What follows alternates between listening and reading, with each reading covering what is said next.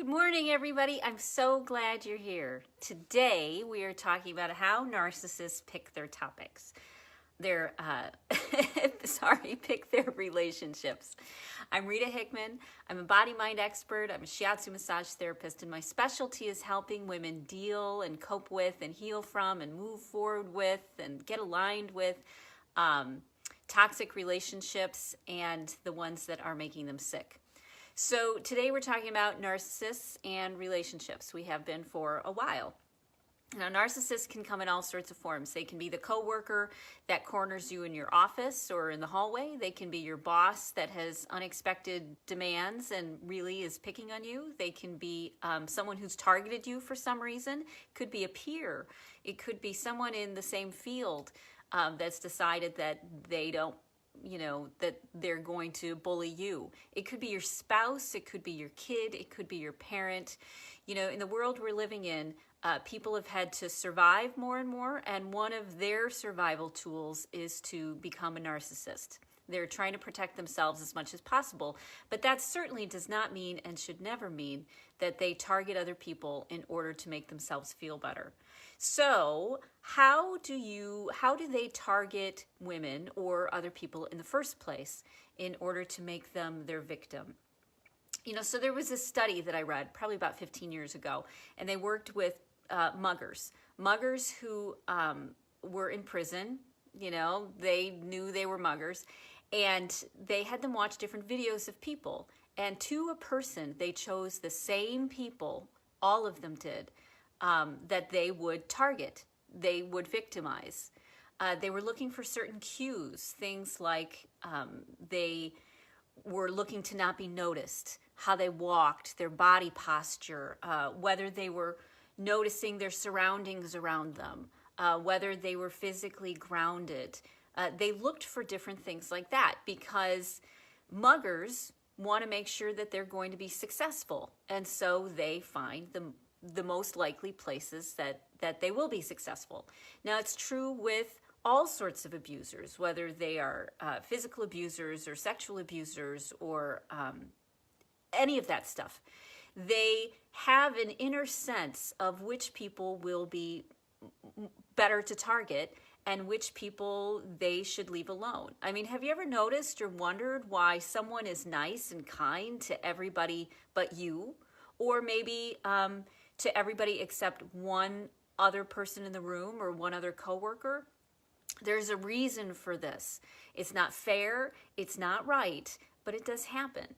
And so what they're looking for is they're looking for tells, things that will tell them that if I bully this person, if I am toxic to this person, they won't really complain. They won't do anything. They won't stand up for themselves.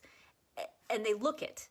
They can tell from body posture and language and how you carry yourself and the confidence you have for the day and the clothes that you wear and how you communicate with other people.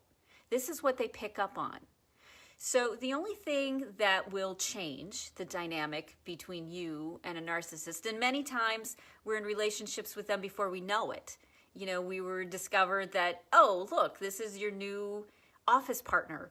Ta-da! Or someone who's a true narcissist, they wooed you and were magical and showed you the best sides of people, of themselves, but they couldn't keep it up because they didn't have the capacity to have real relationships with someone. So what can you do to not be targeted? Number one, create a community around you. Reach out, whether it's an online community, whether it's a psychologist. One of the women that I worked with, her life really changed when her spouse demanded it was all her fault and she needed to get help because she was crazy, and so she did. And through working with that psychologist, she was able to realize that she wasn't the one that was crazy, and he was the one with all the issues. And that started the shift and the change for her to get out of the relationship, which was very physically abusive, as well as be able to create and shape a better relationship with her ex-husband then. Other women, what happens is they end up with a different boss, and that boss really has it out for them. And so they've gotten the confidence and the strength and the health in order to change jobs, to find something different, to be attractive to a job that is healthier and more in alignment with their own values. They've been able to become that person that healthy places want to hire. So when you start to get community around you, when you start to put different thoughts in your head, when you start to get healthy relationship skills, when you start to take care of your physical needs as a priority, what tends to happen is you stop becoming the person that they're targeting, and you start becoming someone that has power in the relationship. And if possible, and if it's worth it to you, can shape the relationship too in a much more positive direction, in a healthier direction.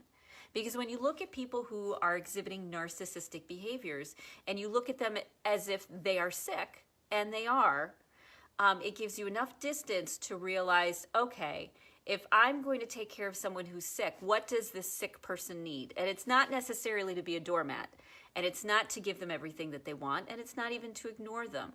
It's to demonstrate to them what you require in order to have a good relationship, and what you will stand for, what your values are in order to have a good relationship.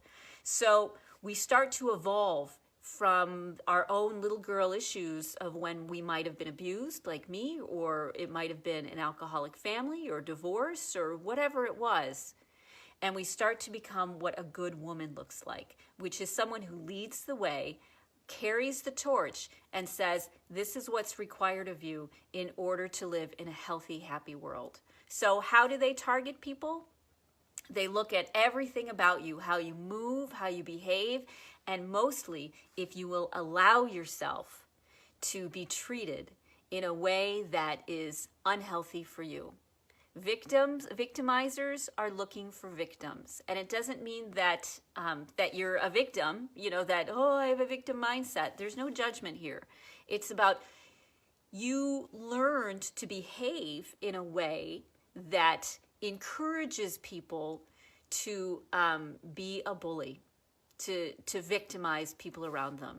And when we learn how to really get connected with one another and stand not by ourselves but strong, and respect what our own needs are and what our own values are, when we start to move into that power and get the support and wisdom and insight and understanding about how we work and change, that's when the narcissist stops victimizing you. And they either will find someone else who will allow that to happen, and that's that movement and lesson that needs to happen, or they may learn that in order to have a healthy relationship, you have to treat people in a respectful, loving way. So I hope you love this. I hope it helps, and I will see you Monday. Don't forget to like, love, share, comment on other people's comments, and enjoy your weekend. Bye.